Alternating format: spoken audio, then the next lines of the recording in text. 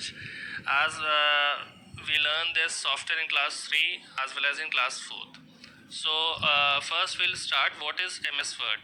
MS Word is a software program that is used to type the text, or it falls under the category of word processor. Word processor softwares या word processors are those programs which helps us to type text on a computer. तो केवल type करने में help नहीं करते हैं, text का formatting करना, टेक्स्ट का एडिटिंग करना, इन सब चीज़ों में हमारी हेल्प करते हैं. क्लास 3rd और 4th में हमने थर्ड में हमने फॉर्मेटिंग सीखी थी, टेक्स्ट का कलर चेंज करना, टेक्स्ट का फॉन्ट चेंज करना, और इंसर्शन पॉइंट क्या होता है ये क्लास 3 में. क्लास 4th में हमने फिर कुछ और फीचर सीखे थे. इस चैप्टर में हम जो टॉपिक कवर करने जा रहे हैं उसमें मेन कुछ हाइलाइट्स हैं कि how to insert text in a document, deleting text in a document, undo features, spelling and grammar mistakes, thesaurus, using thesaurus, finding and replacing text, changing text gates, bullets and numbering, and lots of more. So one by one we are going to start. So सबसे पहले here it is written what is word processor, because MS Word और WordPad और Notepad ये जितने भी software हैं ये सब वर्ड प्रोसेसर की कैटेगरी में ही आते हैं.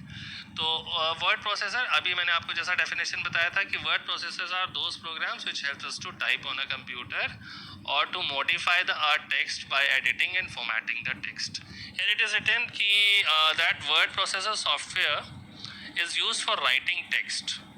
It also provides different features that are helpful while creating a document. So the different features are what? Inserting and deleting text, spelling and grammar, thesaurus, find and replace, bullets and numbering, and others.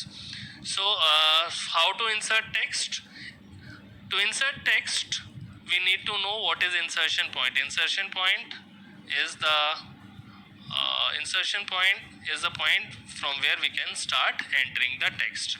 So it is written here, step number 1, click on the location in your document where you want to insert new text. आपको जहाँ से भी text type करना है, start करना हो, वहाँ पे आपको माउस से क्लिक करना है. Insertion point appears, insertion point आ जाता है.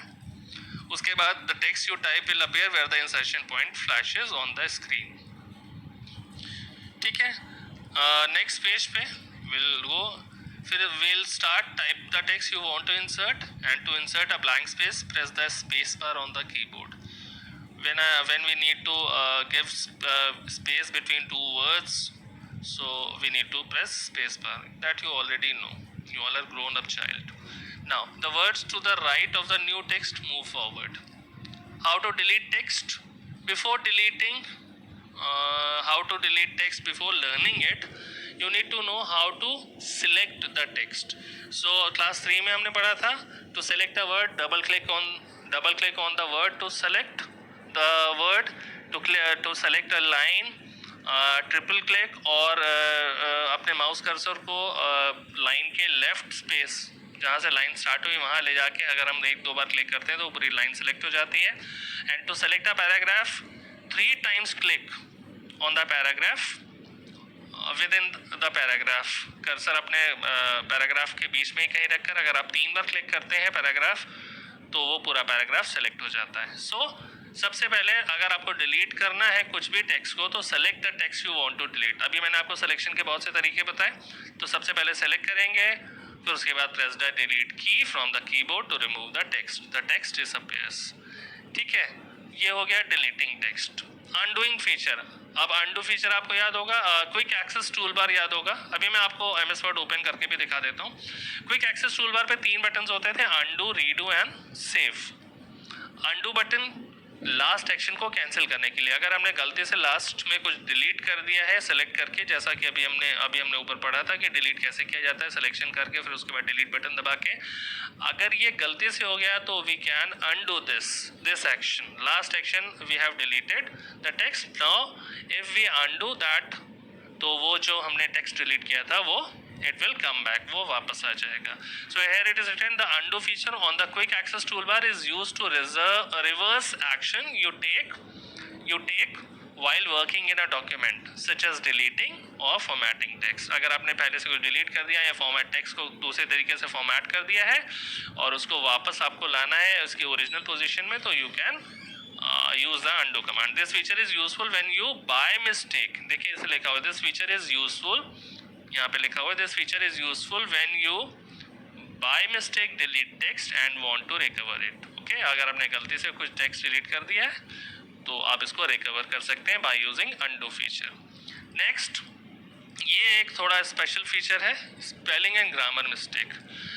Have you ever noticed that when you type some text in a Word document, when you start entering the text in a Word document, some words are underlined with green color and some sentences underlined with green color, or some words are underlined with red color.